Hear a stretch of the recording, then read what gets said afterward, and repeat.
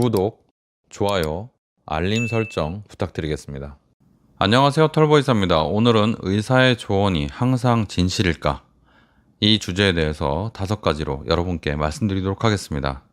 의사는 환자의 건강을 책임지고 최선을 다해서 치료에 임하지만 의사도 인간이기 때문에 모든 상황에서 완벽한 결정을 내리고 진실을 전달하기는 어렵습니다.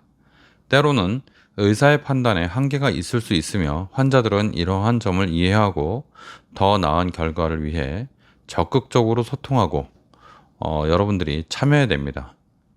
오늘 영상에서는 의사들이 흔히 직면하는 한계점과 환자들이 알아둬야 될 중요한 상식들에 대해서 설명하도록 하겠습니다.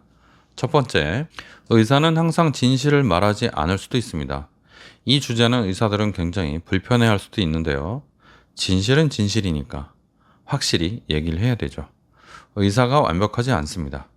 물론 대부분의 의사들은 저를 포함해서 환자들에게 정확한 정보, 최선의 정보를 전달하려고 노력을 합니다. 그러나 모든 상황에서 진실을 100% 말하지 않을 수도 또는 못할 수도 있습니다. 이것은 환자의 감정 상태를 고려하거나 불안과 스트레스를 줄이기 위해서 선의의 의도에 의해서 이루어질 수도 있고, 예를 들어서 일부 의사들은요, 환자가 지나치게 불안해하지 않도록 괜찮아요. 괜찮을 거예요.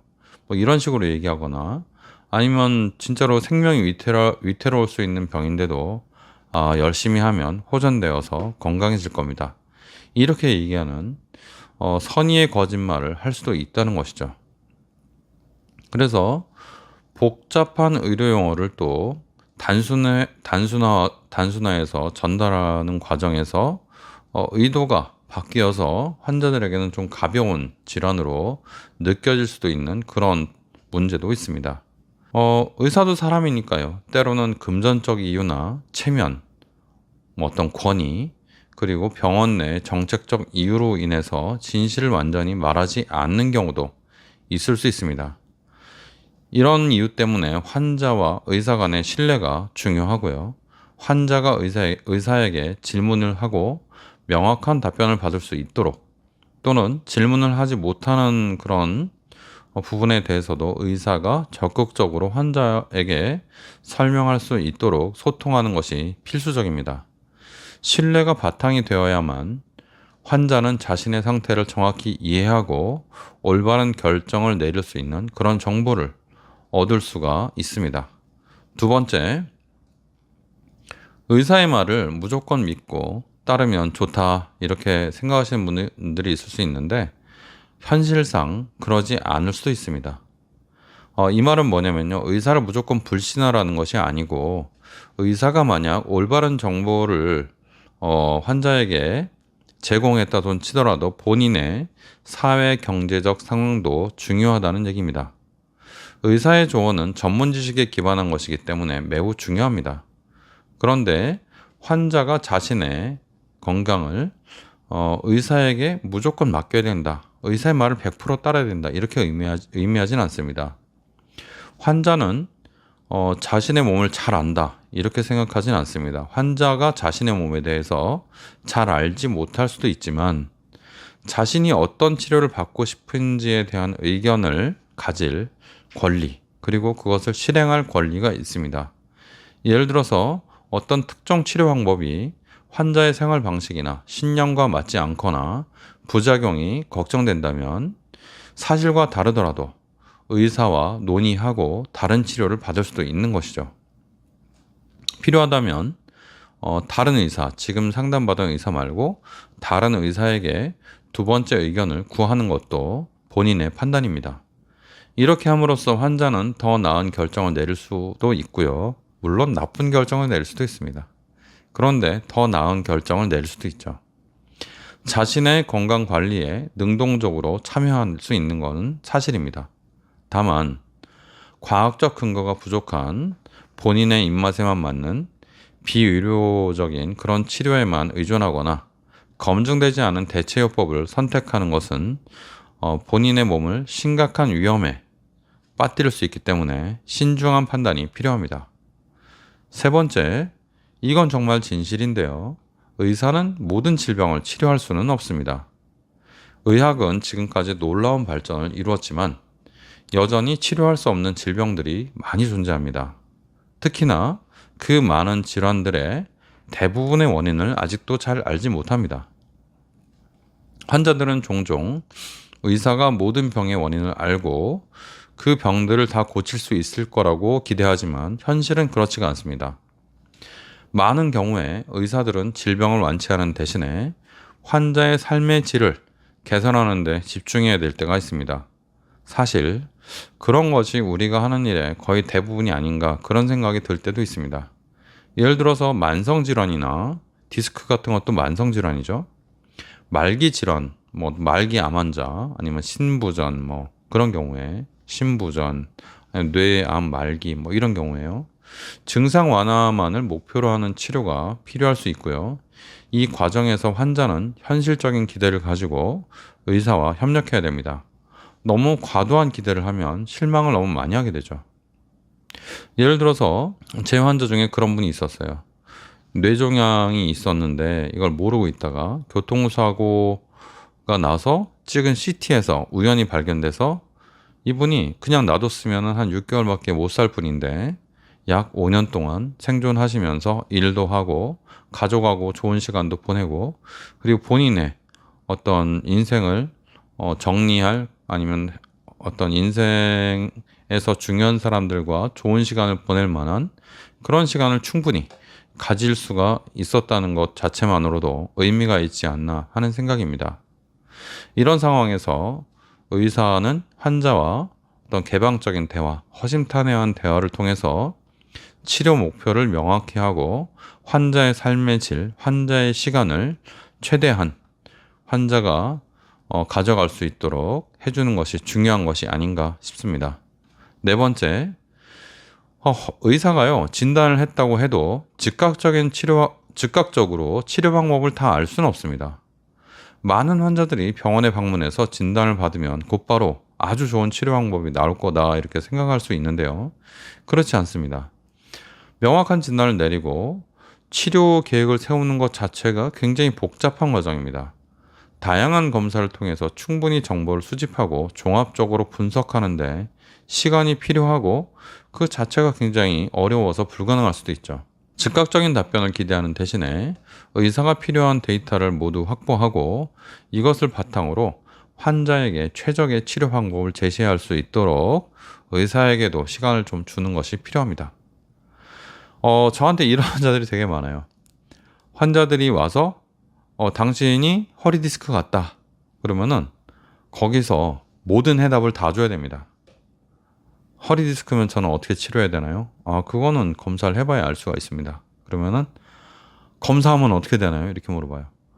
그럼 검사를 해봐야지 알지 않을까요? 그러면 검사했을 때 심하게 나오면 어떻게 돼요? 이렇게 물어봐요. 그럼 검사했을 때 심하게 나오고 나서 얘기를 해야 되죠. 검사하고 나서 심하게 나올 거를 만약에 말을 한다고 해봐요. 사실은 되게 어려운 문제지만 말하면 또 경미하게 나오면 어떻게 돼? 이렇게 물어볼 거 아니에요. 그러면 지금 환자가 어떤 병일 거라는 예상한 것만 가지고 그 환자에 대한 모든 치료의 솔루션을 다 제공해야 되는 그거를 요구하는 분들이 있어요. 그건 너무 과도한 요구입니다. 확실히. 제발 그러지 않으셨으면 좋겠습니다. 의사한테도 정보와 시간을 충분히 줘야 되고 그것이 어떤 검사가 필요한 과정이라면 그 검사를 제공을 해야 되죠. 허리 디스크는 증상도 증상이지만 여러 가지 그런 영상 검사를 하고 나서 그 어떤 치료 계획을 세워야 되는 그런 질병입니다. 의사에게도 시간을 좀 주십시오. 다섯 번째, 의사가 항상 최신 의학 정보, 가장 옳은 정보를 알고 있는 건 아닙니다. 의학 분야는 매우 빠르게 변하고 있죠. 오늘 하루에도 아마 엄청나게 많은 논문이 쏟아졌을 거예요. 심지어 여러 분야 다 빼고요. 제가 하고 있는 어떤 척추나 뇌질환, 심지어 방아쇠 손가락, 손목 터널 증후군, 듀피트렘병 이런 거에 대해서도 많은 논문이 쏟아졌을 겁니다. 새로운 연구와 치료법이 끊임없이 개발되고 있고 옛날에 나와 있던 정보가 다시 바뀌어서 옛날에는 사실이었던 것이 아닌 경우, 옛날에는 아니라고 했는데 지금은 사실이 된 경우, 그런 게 굉장히 많을 수가 있습니다. 예를 들어서 통풍 같은 경우는 예전에는 아플 때만 약을 먹어도 된다고 했는데 지금은 평생 약을 먹어야 되는 질환으로 알고 있고, 또 통풍은 예전에는 수명에 관계가 없다고 했는데 지금은 약을 안 먹고 치료를 제대로 하지 않으면 빨리 죽는 병으로 되어 있습니다. 굉장히 위험한 병으로 되어 있어요. 이런 것들은 계속 바뀌는 문제입니다. 옛날 지식에 매몰돼 있으면 환자에게 틀린 정보를 제공하게 되고 그 환자의 인생을 바꿀 수 있고 그 환자의 수명을 깎아먹을 수가 있는 이런 아주 위험한 상황이 올 수가 있습니다. 지금도 매일매일 그런 일들이 진료실에서 일어나고 있는데, 그럼 의사는 이 세상에 쏟아지는 모든 병의 지식을 다 알아야 되냐? 그럴 순 없죠.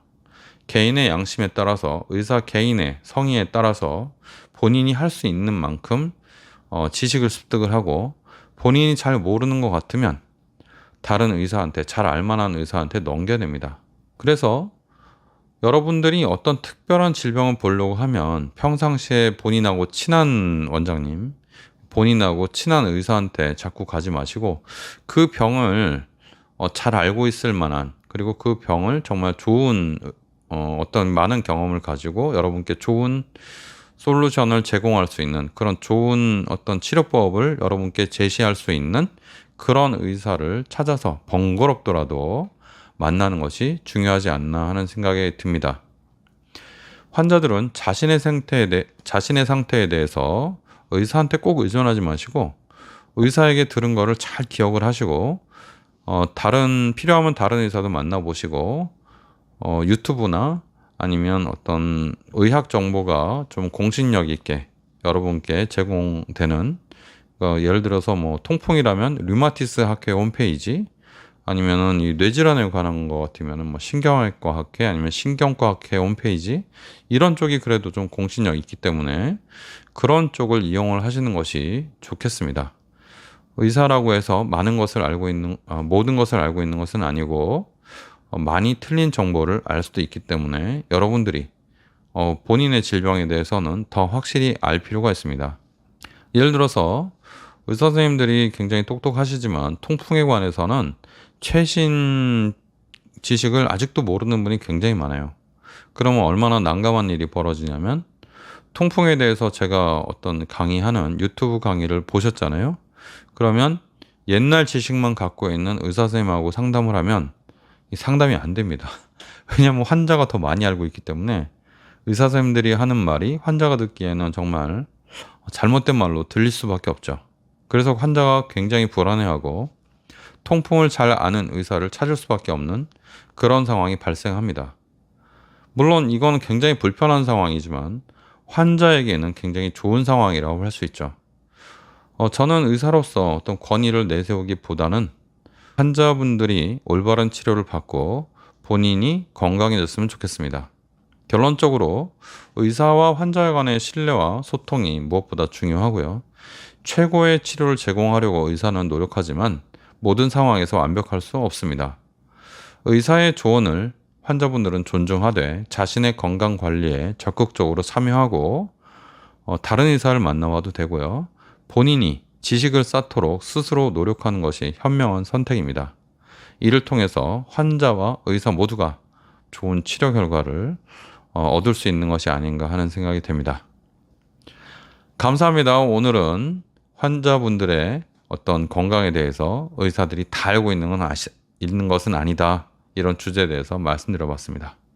털보의사였습니다.